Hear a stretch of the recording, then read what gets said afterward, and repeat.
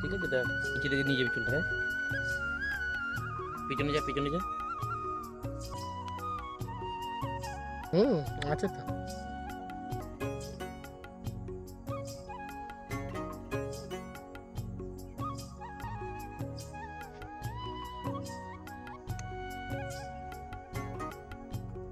বন্ধু দেখা যাবে এটা হলো টক দই, বোনের মাথায় মাখানো হবে টক দইটা। অনেকে অনেক রকম স্পা করেছে, আমি টক দই স্পা করবো।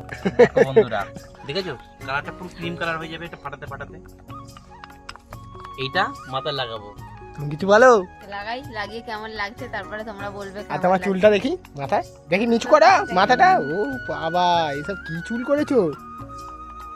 সব বেবি হয়ে গেছো।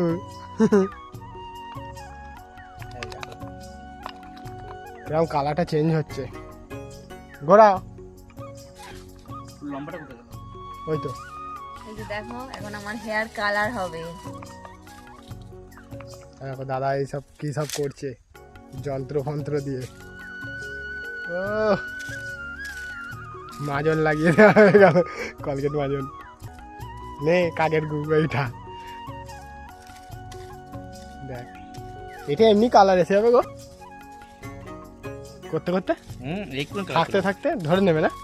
ধরবে তো নিশ্চয়ই, দেখাচ্ছি তোকে। অনেকক্ষণ রাখতে হবে না না, আমি আছি তো, নাকি না চলে এসেছি।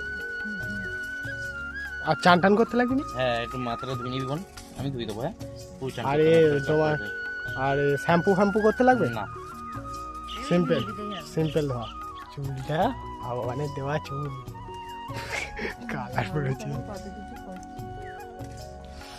এই গন্ধটা ছেড়েছে।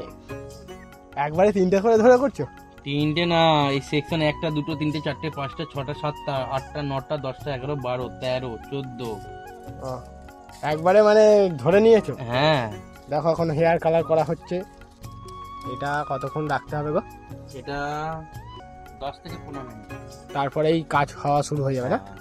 তারপরে কাজ শুরু হয়ে যাবে। তো দেখো তোমাদের বর্ণালী বৌদি কেমন এখন লাগছে কি জানি? অ্যাংলো বৌদি হয়ে গেছে।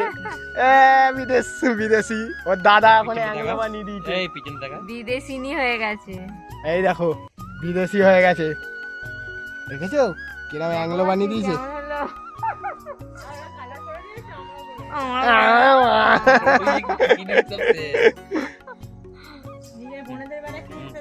আরে এই দেখো কেটে বার করেছি। আমার করে দিতে হবে।